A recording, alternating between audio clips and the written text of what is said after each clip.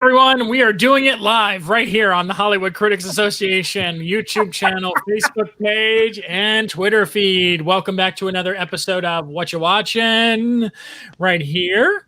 I have three of my close friends with me today for this wonderful episode. We're going to have a lot of fun. Everyone has a little bit of alcohol, minus Jana.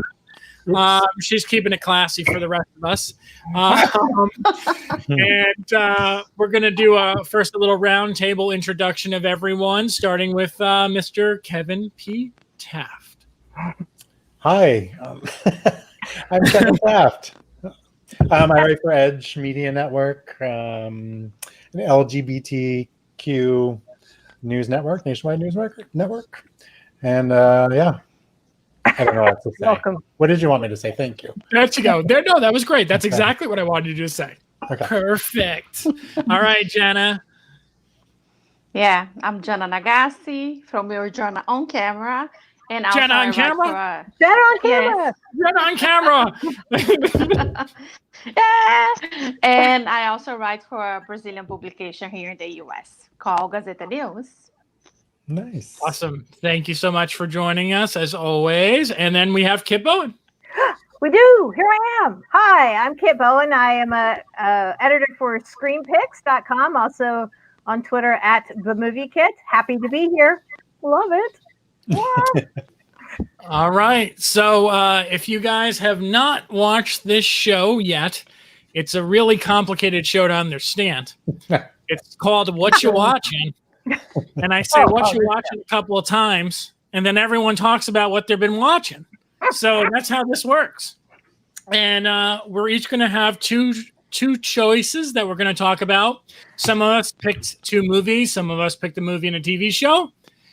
And we are going to start off with Kit Bowen to lead us in this conversation. So, Kit, what you watching? Well, it's been a little while, but I wanted to talk about this because you had like some special Whatcha Watchings from the horror stuff, whatever. But The Umbrella Academy season 2, which actually dropped, I think, the end of July, is fantastic. It's just as good as the first season. Now, I didn't catch on to the first season until after it had been on Netflix for a while, and everyone was like, "Oh, you got to watch this show. I think you're gonna really like it." My son was like, "Mom, have you watched The Umbrella Academy yet?" I go, "No." I immediately got hooked. I mean, it is just fantastic. Not only is it visually cool, all the characters are unbelievably unique, and they all have different character arcs. The music to this thing is unbelievable. I guess it's based on a graphic novel, and so clearly you've got the comic kind of feel to it, and each of these characters have superpowers, so to speak. But there is, talking about complicated, there's a lot of stuff that goes on in the first season. The premise basically is these young kids are all born at the same time by these women who find themselves like within an hour pregnant and having a baby. So it's kind of weird circumstances. They're all born. And then there's this professor guy who tries to recruit as many as he can. He gets 7 of them to come live with him in this house. And it's called the Umbrella Academy. And they, as young kids, are superheroes going off and fighting crime and whatnot and stopping that kind of thing. And then as they get into, when we meet them, they're all adults and they've been estranged for quite a long time. Anyway, suffice to say, lots of stuff. Time travel, I mean, talking to ghosts, drug abuse, it goes on and on. Murder, lots of murder. Talking chimpanzees. I mean, this guy looks like a gorilla. He's got the body of a gorilla, basically. I mean, it's fantastic, though. I mean, all of the characters are so rich. So you always get a little nervous for a second season after you've loved a first season so much, but the second season just takes off like a shot. And you're completely different sort of scenario. You're back in time. You're in the 60s now, and I can't tell you how they get there. You just have to watch it. But so then they're trying to get back to their time, and they're all trying to find each other because they've been spread out. I mean, they've kind of been cast to the wind kind of thing. I mean, it was just, the last 2 episodes of it, though, are just jaw-dropping. There's a reveal that absolutely floored me. I mean, this was my expression. So, yeah. And then it ends on an amazing cliffhanger that I can't wait for season 3. And that's a problem with these shows. So it's like you can binge on them. And it's like eating junk food. It's like, maybe you have a little bit here and there, you don't want to go overboard. Or if you have like cookies in the house, maybe you'll eat one. And this looks like the same thing. I didn't want to finish it too fast because I didn't want it to end. But then I did, and it ended. Now I have to wait. So unbelievable. If you guys haven't seen it yet, absolutely check it out. It's one of the best TV series on right now. All right. So I'm based on everyone's reaction. I'm guessing that Kevin and Jana saw this show as well. Go ahead, Jana. We'll start with you. Do you share Kit's enthusiasm for this show? Okay. When I tried to start watching like the season 1, I couldn't pass the first episode at all. That was like when the first came out. And then like for this season, my husband started watching, and then I was like, oh, interesting. Well, by this episode 6, I was like, oh, let me go sit down with you. So I watch it, but it's fun. It's a lot of fun, a lot of like border, a lot of crazy stuff going on, but it's not my favorite, but I'm okay with that. I can survive. I like weird stuff. Never watch it. I would survive without it. How about you, Kevin? I do like it. I think the first episode, did it take me a second to get into it? I can't remember. But what I liked about this episode, this season, was that it did go back in time. And I thought the 60s added another layer to it because of the whole world at the time, what was going on with racism and civil rights and JFK. And so I thought that added a nice element to it, and it made the characters, gave them more arc, and it gave them more to do emotionally. So it wasn't just all like, I'm going to do stuff. So I don't know. I did the same thing. I binged it in a weekend. So I know. It's so sad. And with COVID, it'll probably be 3 years before we get another one. I hope not. Yeah. He's probably right, though. It's probably going to be 3 years. It'll take some time. Yeah. All right, cool.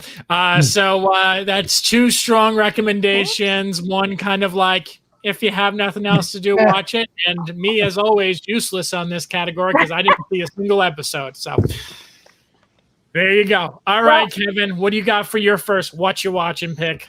Wait, what did you want to say, Kit? No, I was just going to say that it is an acquired taste. I mean, I like weird stuff like that. X-Men is like one of my favorite of all of the comic book movies. So and it had that feel too. So I can get why people might not get into it. So. Yeah, it's a little weird. Mm-hmm. Yeah. I guess my first pick is going to be something I just watched the other night. It's available on is it app? Is that what you call it? I don't know. One of those, you have to buy it. It's called Shudder, Shudder. It's all horror movies all the time. But I think you can get a free trial for a week. Anyway, the movie is called The Pool. And it is a movie from Thailand. Oh. But here's the premise. And Kit, based on our last discussion when we were on this together last time, I think this is up your alley. So it's about a guy who has a dog that he uses for filming, like he's a dog trainer. So they are this camera crew or this production company is filming in a big pool that's used for filming on things underwater.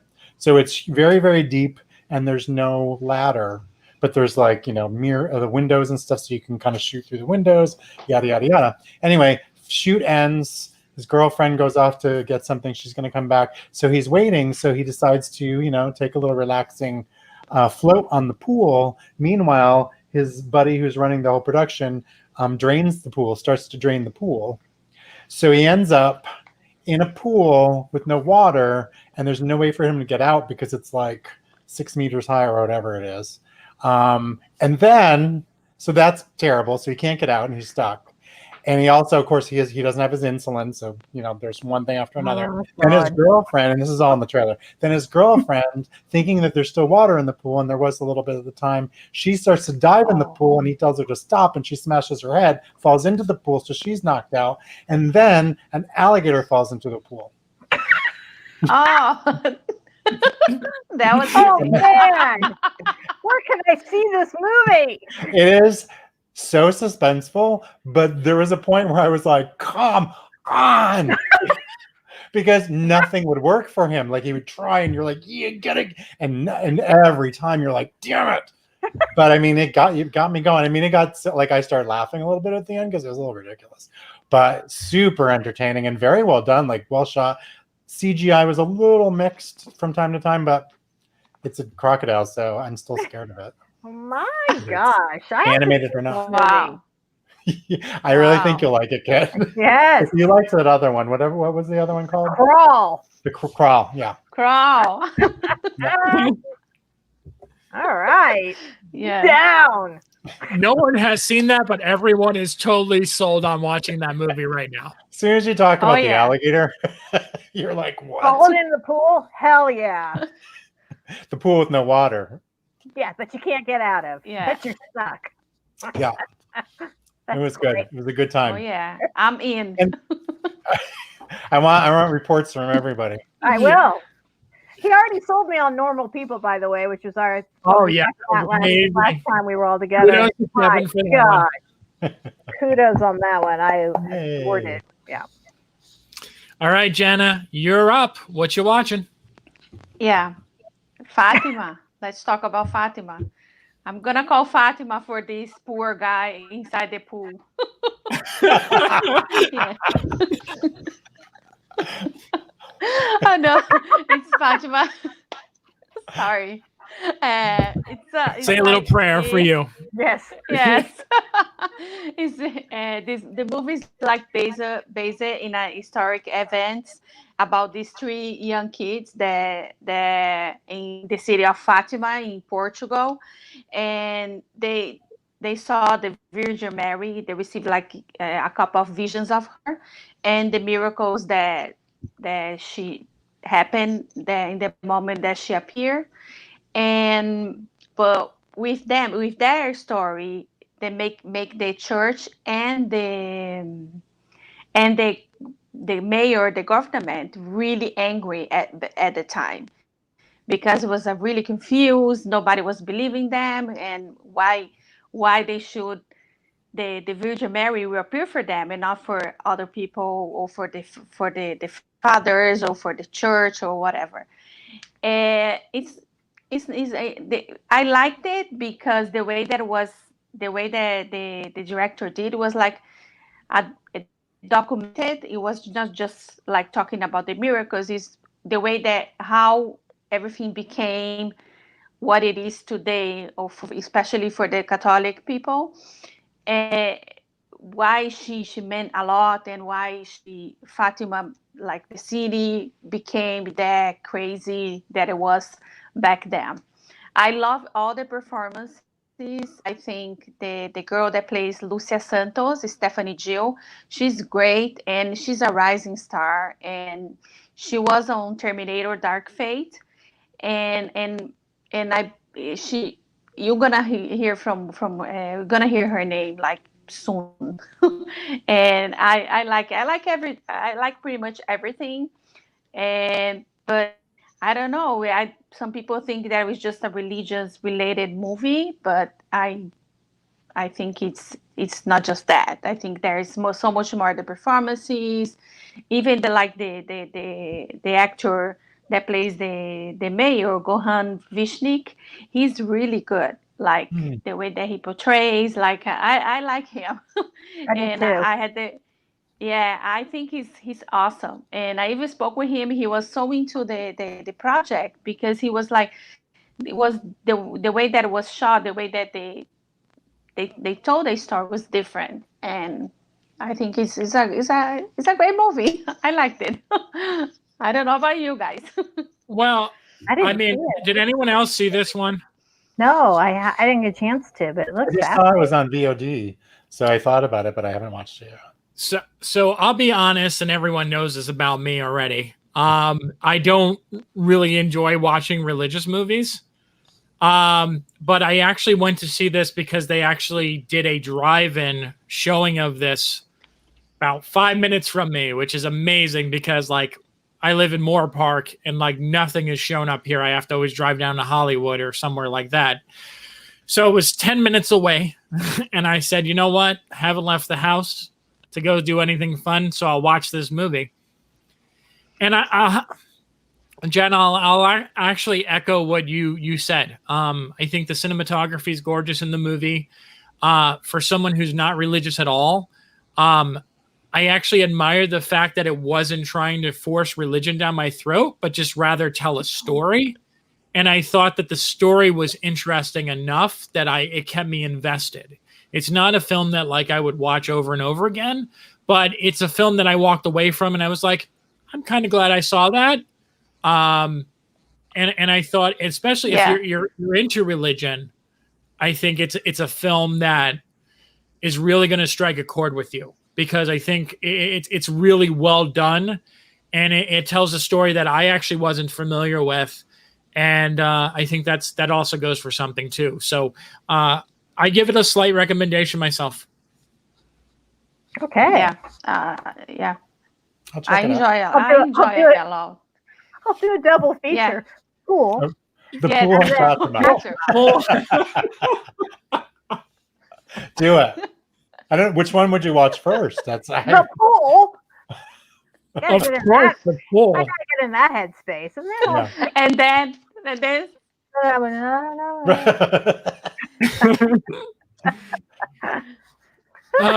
yeah, but I mean, I agree with you, Jana. I think it's for a film that normally would not appeal to me. There was something really captivating about the movie and the way it was shot. Yeah. And it was just, I don't know, it was a fascinating story. In all fairness, like, that's what I think is missing from like a religious movies. It's always like, oh my God, the girl fell off a tree and she lost her memory.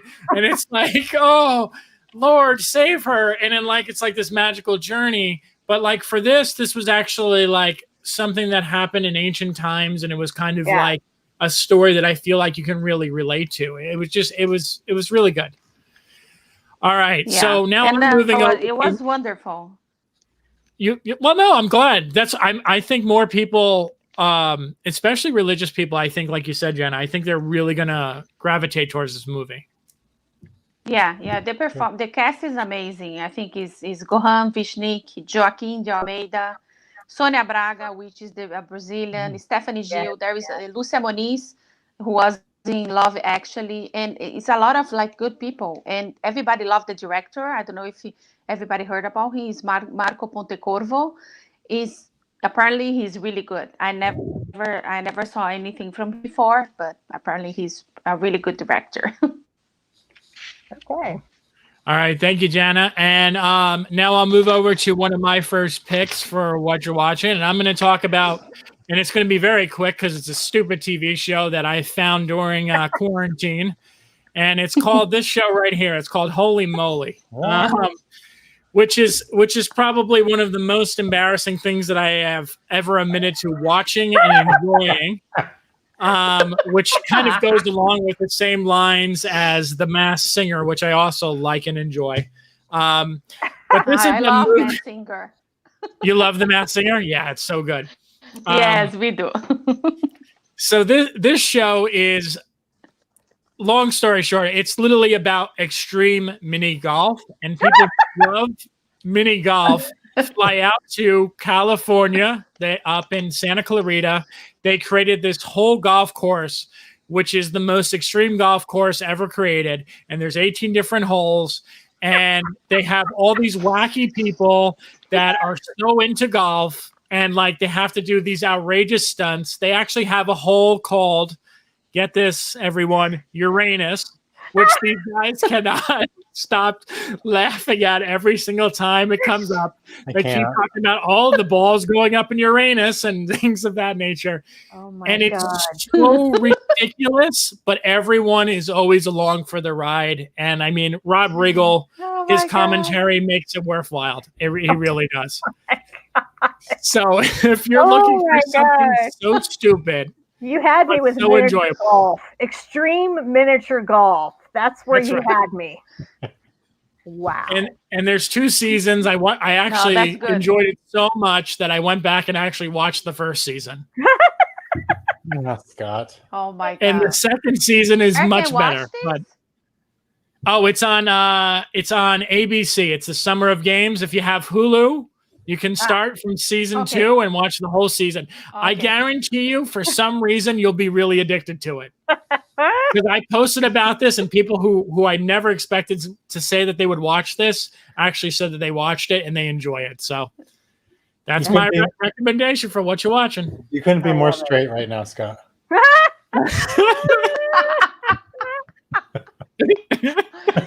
I mean, seriously.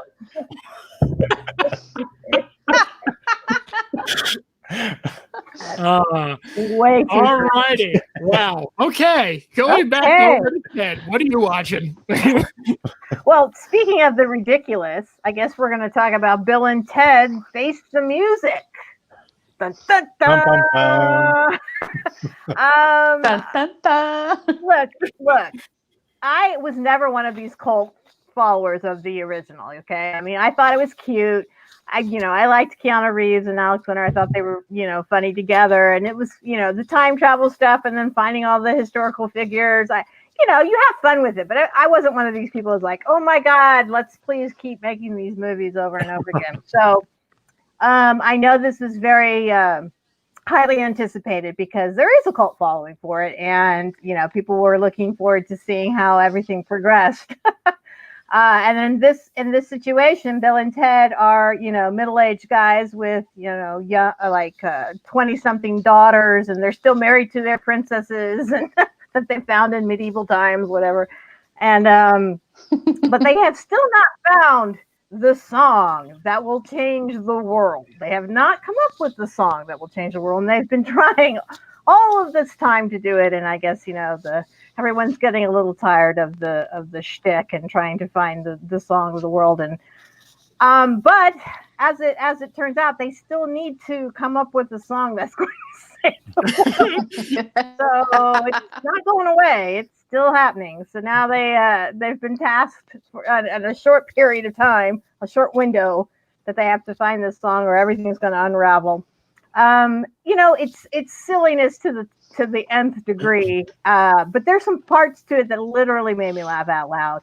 I loved the daughters. So it was played by Samara Weaving, and she's Bill's daughter, Alex Winter's daughter, and then Bridget Lundy Payne, who I don't think I'd seen before, but I thought she channeled a younger female version of Ted, of Keanu Reeves, that kind of blew me away. I thought she was fantastic. So, they were really cool, and they're trying to help their dad. So they are the ones who sort of now go through this kind of time thing to try to find the perfect band. And I won't tell you all the people they find, but they find some pretty fun people to try to help their dad get the band together. And it's oops, sorry, the thing's falling out. There's some funny moments too, but here's my ultimate take on it. Every time I saw particularly Keanu Reeves, I just cringed because he looked so uncomfortable to me. Look, it's Keanu Reeves. I mean, he's gone on to make all kinds of great movies. He's like this action god. And I just feel like I'm sure he wanted to do it. I'm sure he was into it, but he just looks so uncomfortable with me. And Alex Winter looks like he hasn't aged a day. And he kind of fell right back into it too. I felt like he did a great job, but Keanu, just the whole time he was on, I was like, oh my God, I just feel bad. He doesn't look like he's having a good time. But the one character though that absolutely steals every scene he's in is the robot. I don't even know what Dennis McCoy. What's his name? It's Dennis, yeah. Dennis Caleb McCoy. Yeah. Played by Anthony Carrigan, who people might not know. He was in Gotham. He played the henchman, the bald henchman, who was always wisecracking. Everybody. And then also he's in Barry. the HBO series with Bill Hader, and he's freaking hilarious. So he made the whole movie for me. Every time he was in the movie, I'm like, oh my God, this is hilarious. So he was most of the laugh out loud moments I experienced. But yeah, overall, it's just silliness. And Jana just, I don't know. I just did not look like he was supposed to be there. No. All right. Kevin, you saw this? Mm-hmm. What did you think, Kevin? Mhm. Well, I agree with Kit on a couple of things. One, I wasn't a big fan either. Like, I saw both movies. I think I liked the second one better than the first one, but I don't remember them. Like, I forgot that they married princesses, and then I was like, did they get the same actresses? Like, I just couldn't, whatever. But I will say I did enjoy it. It was 90 minutes of just fun. But I had the opposite different reaction. First of all, I thought Alex Winter aged, but I felt like Keanu, my problem with him is he looked old, and he doesn't in John Wick. Right. And so I was like, I looked at him, he looked pale and drawn and like sickly. Something looked off about him. So maybe that's what you were picking Too up much on. makeup. Something was weird. Something was wrong. And I liked Samara Weaving because she didn't overplay it. I thought the girl who's actually on that Atypical. Atypical, thank you. Oh, She's okay. good in Atypical, but I thought here she was trying to mimic him too much. Yep. And every time she was there, I was like, oh, stop trying to do it. So she was trying to do it too much. Yeah. But I mean, I kind of liked how they solved their problem in the end. I thought it was very, I don't know, it's like kind of, well, we need that right now. We need everybody to come together. And Yeah. so I liked that. I thought it was cute. But yeah, I mean, I've forgotten it already. All right, Jana, what'd you think? Yeah, I liked it, but I agree. I agree on the sense that Kenny Reeves was weird. I think he was wearing too much makeup in some of the scenes. Was so weird. Like, what is this? But then I agree with Kevin with the message. As I mentioned to Scott, I like the message that we need to watch this, that we need to come together, we need to be together to solve a problem or to do anything. And that part I liked it. And I love the robot, and I always I did too. enjoy William Sadler on the movies. yeah. So overall, for me, is a good movie. like All right. not perfect, but I would watch it again. So I don't know if I had too much. I don't know if I had too much writing on this, or I was actually I didn't even think I was looking forward to it that much. But I'm actually going to give it the worst review out of all of you, because I just found it to be so cheap looking, so lazy, and just, I don't know, everyone was trying too hard. Besides the robot guy. The robot guy was just funny. Yeah, He was. But you have this epic journey, right? It's supposed to be this epic journey about coming together to play this song. And I don't want to give the movie away for people who haven't seen it. But it's so womp womp the way that it happens. I just wanted more. I don't, and I agree. I'll echo what everyone said about Keanu Reeves. He looks old. He looks pasty. He looks like he's like 70 in this movie for some reason. It's very strange. I do love Bridget, but she's not good in this movie.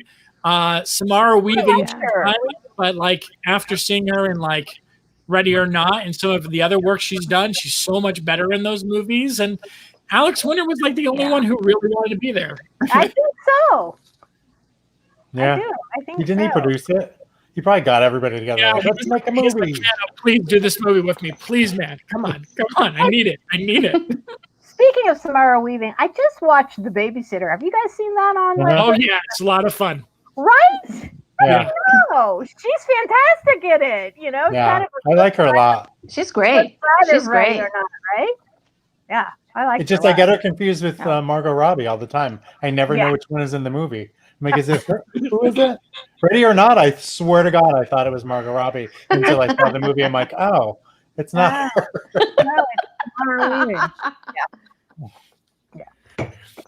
All right, Jana, you're back up. What have you been watching? We've been over here. We watch us three. We've been watching High Score, the new series on Netflix about video games. So this first season, they have like 6 episodes, and they showcase like classic video games from the 80s to the 90s.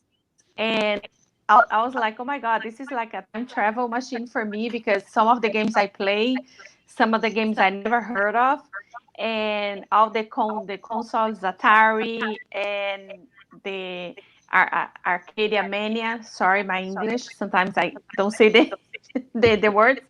And it's super fun because it goes like interviews and commentaries with the creators of those video games, and everything that they changed it to become better.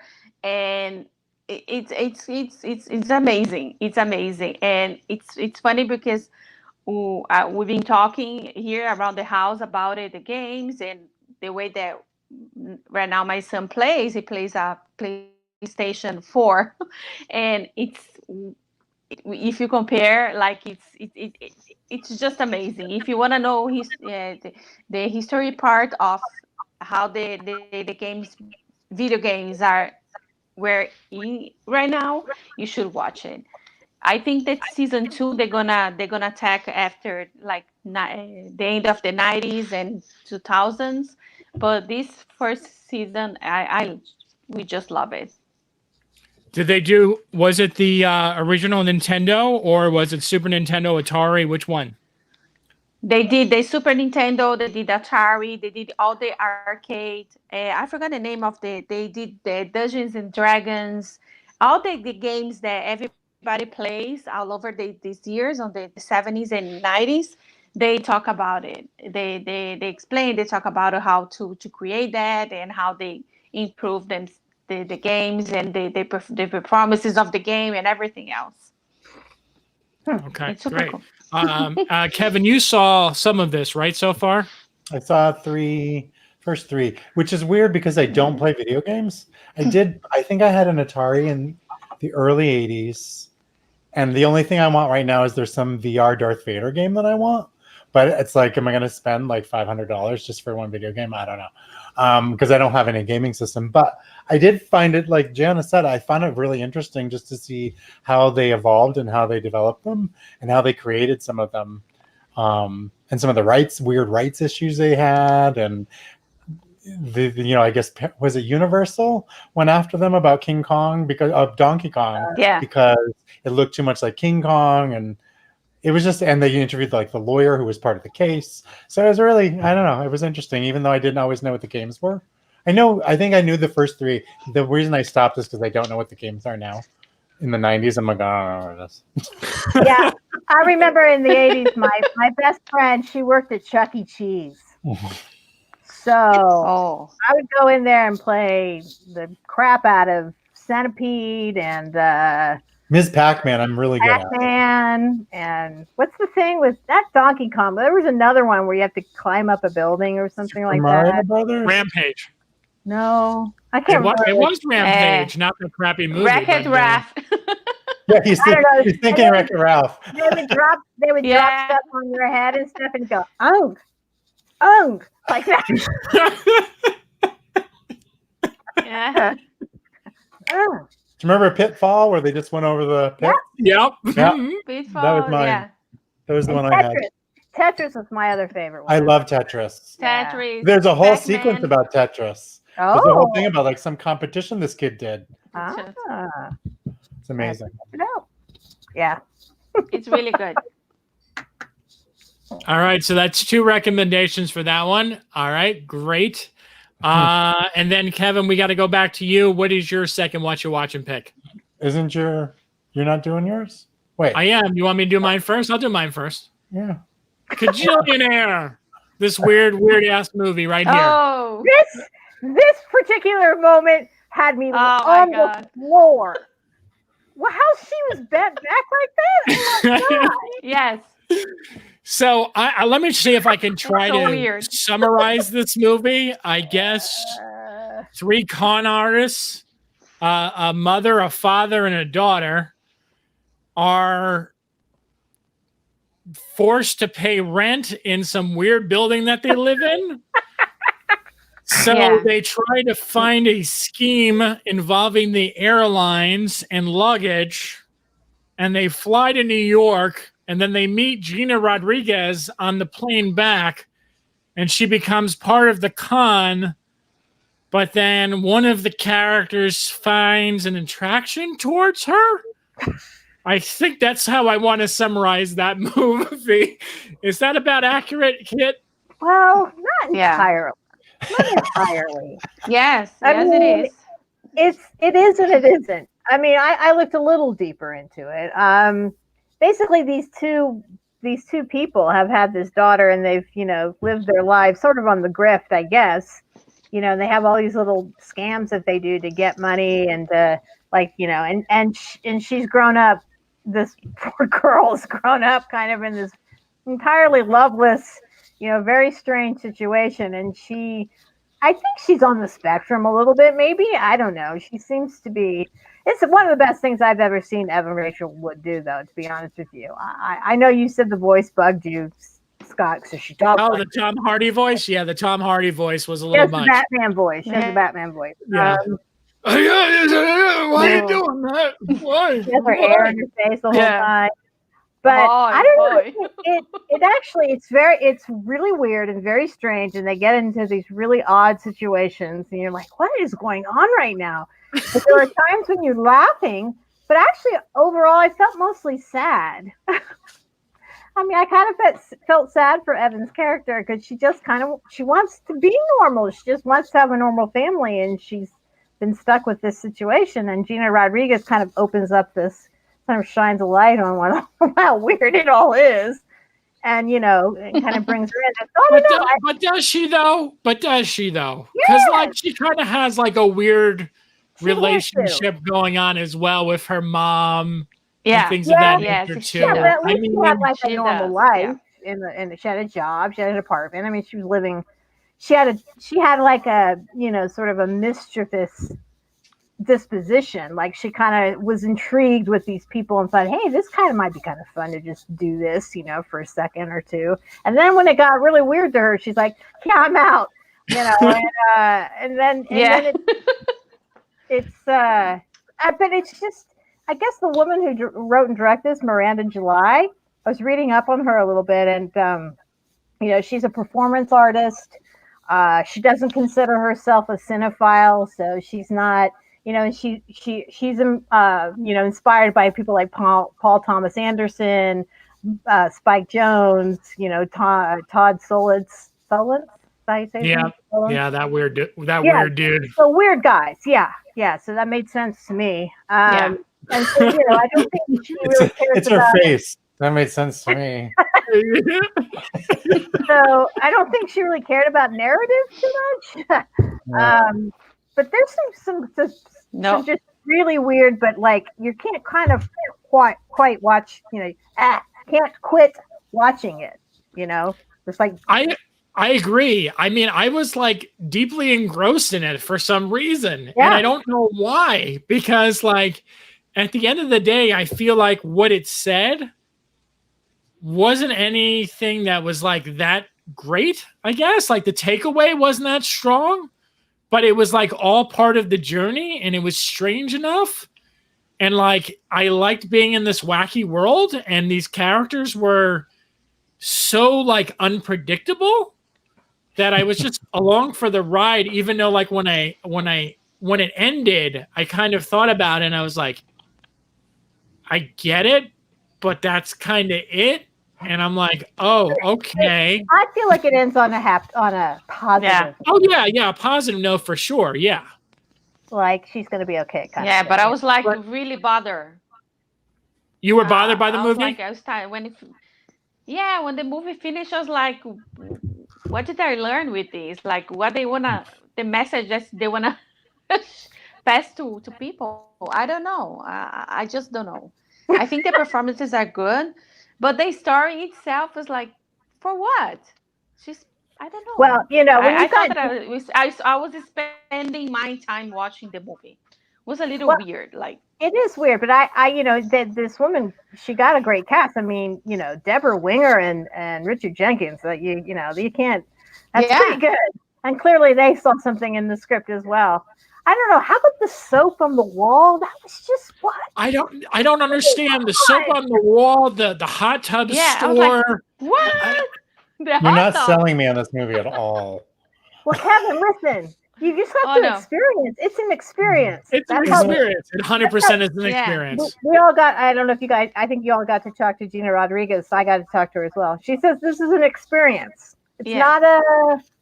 It's not a movie where you're gonna, understand all the things. You're just gonna have to kind of go with it.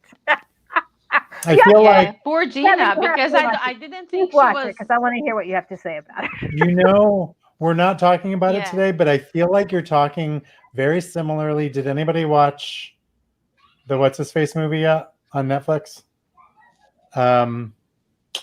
It's coming out Friday. Charlie Kaufman movie. Oh no, not yet. No, I haven't. It's a similar experience where you're like, what? I think I'm thinking. What's the name? The rest of the movie. Oh my God. I think I'm thinking of Ending Things. I'm thinking of Ending Things. Ending Things. Yeah. Yes. And apparently it strays from the book because I read a synopsis of the book. But it's an experience. Like I was into it for a while and then I was like, well, Charlie Kaufman's definitely a particular sensibility. I wasn't surprised that I was having that reaction. Yeah. So, Jana, do you think you thought that the movie was very similar to the two of those? Yeah, it is. It is. I've been trying to watch that. I want to watch that. I'm gonna have to probably watch it. Just wait till Friday. Be out on Friday. Yeah, Friday. Yeah. Yeah, I don't know. I mean, Jana, would you say you should watch it? Kajillionaire? Would you say? Jana? Mm. Yeah. That's a no. I think you should watch it. Yeah. All right. Yeah. She said yeah. Go for it. Is it on Netflix? Is it Netflix? No, it's a Focus Features movie, which they're putting in theaters, which listen, I love Focus Features more than anything, but if there was ever a movie that should go to VOD, that's a movie that should go to VOD. That was the one. I'm sorry. Like I'm just calling a spade a spade. Yeah. So, all right, Kevin, back to you for your last pick. My pick is another movie that's like exclusively on a specific app or whatever. What do you call them? I don't know what they call them. They're apps. They're pretty much apps. Okay. A streaming service. There you go. And I remember hearing about the streaming service. I'm like, are they just mispronouncing the word movie? It's called Mubi, M-U-B-I. And I know it's weird, but anyway, it's movie. And I'm going to mispronounce his name probably, but I say Xavier Dolan. It could be Xavier Dolan. But his latest movie is Matthias and Maxime. He's the one who's won like 2 French Oscars basically at this point. He's won like 72 awards and he's like 30. He won his first when he was 19. He did Mommy. He did It's Only the End of the World. Lawrence Anyways. Tom at the Farm. I Killed My Mother. Oh, and then that John F. Donovan movie, The Death and Life of John F. Donovan, was his first English language movie. So anyway, so Xavier Dolan is in this movie. He directed it, wrote it, he's in it. What I really loved this movie. What I liked about it is that on the surface, people are going to say, oh, it's about this group of friends who grew up together. They're all getting into their late 20s, and they're all kind of like, they're hanging out together, but they're kind of starting to split. But it's really about Matthias and Maxime. Matthias is, I can't remember the actor's name because it's a little complicated. I think it's three words, so forgive me, Xavier Dolan, for not knowing his name. It's him and Xavier Dolan who are kind of the best friends of the group. And they apparently in high school kissed for some reason at a party or something happened. They were dared. And now in their almost 30s, Max is going to be moving to Australia. He's got a crazy mother who he's kind of giving over to his aunt and saying, like, you need to take care of her now. I can't do it anymore. He's going to Australia to find himself. So he's leaving his best friend Matt behind. So the group of friends is on this weekend, and the sister, one of the guys, happens to tag along, and she's doing some, avant-garde movie for her college film class. She's like, I need actors. So one of them Max is like, I'll do it. And then Matt gets sucked into having to do it. And they don't know, though, that the scene is they have to make out. So they're both like, okay. And then they do. And then that moment kind of sets off the rest of the movie, which is both of them start to have, like, their friendship gets kind of screwed up a little bit, mostly because Matt is he's got a girlfriend, but clearly there's something going on with him, whether it's he's figured out he's in love with Max, or he's figuring out his sexuality. It's not specifically about two guys trying to come to terms with the fact that they're gay. It's more just, to me, it was more like coming to terms with feelings that they're having and what that could do to their friendship, and then the friendship of the group as well. It was beautifully done. The acting is amazing. The writing is very perceptive. It's shot really well. And there's one particular scene, and I'm going to do it again. I'm not going to cry. There's just one scene that literally just got, there was so much happening in that scene with literally no dialogue that I just started bawling. I was just sobbing in my bed watching it. It's so, so good. He's just an amazing filmmaker. Why people don't love him, I mean, people do like him, but I just loved it. It was good. Mommy is still my favorite movie by him, but it's a really good. Did anyone? I've never even heard of this movie before he brought this up, so I'm guessing nobody has seen it. No. Am I right to assume that? Nope. I don't even know if it played at film festival. I know when I was in London a year ago, it was at the London Film Festival. I happened to be there at the time, and it sounds like I'm a jet setter. It was the first time I'd ever been to London, and I'd actually tried to get in, but it was sold out. I was so mad because I love him. Well, anyway, check it out. Movie, but again, you can get a 7-day free trial on Movie. That's how I did it. Yeah, because if you're gonna go to something called movie, M-U-B-I, but movie they're all foreign or like super artsy movies, and they have a lot of stuff like I've heard of. Like it's not like it's all crazy. It's almost like watching a Criterion channel. Those are the types of movies that are on it. Oh, okay. With some weird ones like Demons. Was it some Italian director? The 80s horror movie called Demons. But it's an Italian guy. It's not Dario Argento, but that's on there. So it's a little bizarre, but it's a good movie if you can find it. Watch it. All right, awesome. All right, so that was a fun episode. Real quick before we close out the show, leading around, we'll go around. We'll start with Kevin, then go to Kit, then Jana, and then me. What's up next in your queue? What's the next thing you're gonna watch? Go ahead, Kevin. I just got a screening link for Possessor. Oh. Cronenberg's son's movie. So that looks really good. And there's another one I was going to watch. Oh, I think I'm actually going to go see New Mutants at the drive-in. It's fine. I don't expect it. I need to see my best friend. We haven't hung out. So we both got tested, and then we're going to go. And that's what we chose because I've seen everything else. All right, awesome. How about you, Kit? What are you going to watch next? I don't really have anything in my queue right now. I guess I'm going to watch I'm thinking of Ending Things. I'm definitely going to check that out probably Friday morning so I can talk about it. The pool. Oh, the pool. Yes. and then Fatima. Yeah, absolutely. And Fatima. We're all going to watch Fatima. Right now. Yeah. All right. What are you going to watch, Jana? I want to watch Tenet. I'm just going to say that. Good luck. No, I'm not going to watch that one. Sucks. Okay, man. I need to finish. I need to finish watching Ratchet, the new series from Netflix that is going to come out in 2 weeks. I cannot say anything about it yet. And I have the link for The Nest which I didn't watch Oh, I yet. did. Oh, I watched I that. have that. I have that. I Is it watched good? that. Just It's- say Yeah. yeah. Carrie Coon can It's do good? no wrong. I love her. Okay. I'm It's on my actually- queue. sorry. What else? It's a little depressing, and it's not a happy movie, but Carrie Coon is just, oof. I love I'm her. digressing here, just that I'm rewatching The Leftovers right now. Holy hell. That show is so Holy- good. holy- Look at Scott. He's like, I just holy want to get hell. off this thing.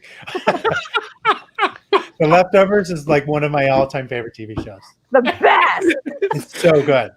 Oh Jesus! No, it's funny because I think Jana's microphone is so much lower than everyone else's. So like, she keeps trying to talk, and like everyone keeps overshadowing her. We love you, I'm Jana. sorry, Jana. Oh my God. Sorry. I'm going to I'll shut up. screen now. No. All right, and so you're then- watching. So No, Jana, you're watching Ratched, and you're gonna watch. What was the other one you said? The Nest. The Nest. The Nest. That's what led Yeah, to and I Kit have- going on about Carrie Coon and Yeah. yada yada yada yada yada yada. All right, me. Yeah. All right, I'll do me. Yeah, real you. quick. Scott. So Yeah.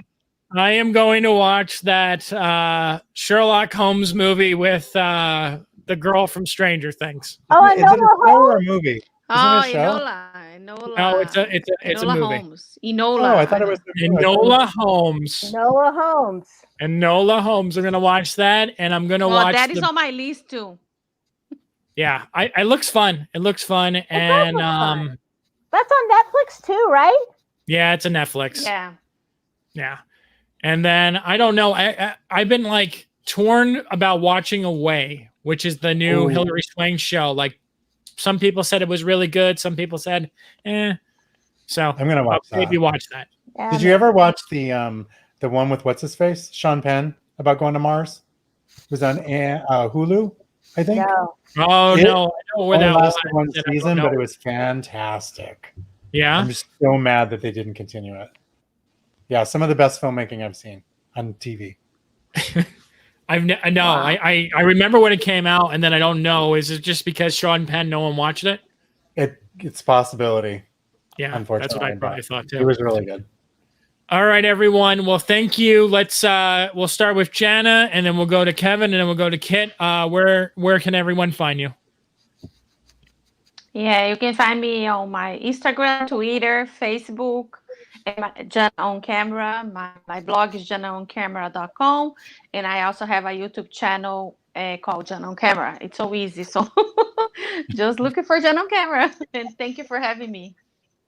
Oh, awesome! Thank you, Jana. All right, Kit. You can find me in hell. No. She's at her wine. She's at her At the wine. pool, at the pool, No, at the all pool. gone. Oh, shit. Oh. That's spilled all over me. Yes, you can find me. You can read my site on Screen Pics and also follow me on Twitter at The Movie Kit. That's All it. right, and Kevin. You can find me at edgemedianetwork.com. And then you know me, I don't do Twitter, and I'm not going to give out my phone. But my Instagram is Syros, SYROS 93. And you can find me there, and I do post about movies and things like that. That's it. Thank you. And you can find me on Twitter and Instagram at the other Scott M, which Aw. I haven't decided whether I'm going to be keeping that name. Oh, you should, because it's who Yeah. you are. Yeah. Yeah. I should. The other Scott. The other Scott. Oh. Yeah. There's a lot of Scott M. There's a lot of- Yes, there are. Yeah. Maybe I'll just change my name to something else. Like let's see. Brandon. Brandon M. Brandon M. I mean, like, I'm trying to think. Maybe Zach. Like someone. What's a weird name? Jake M. I don't know. That's weird. It's gonna change my whole identity in general. Fatima. Fatima. Fatima Menzel. There you go. Yeah. That goes Matthias. great together. Zachary, Matthias, Maxime. Matthias, Maxime. We're The gonna- All right, guys. It was great. Have a good night, and I'll see everyone soon. Thanks so much for coming on today. Always fun. Bye, for thank having you. Bye. All right. See you later. Bye. Thank you. Bye.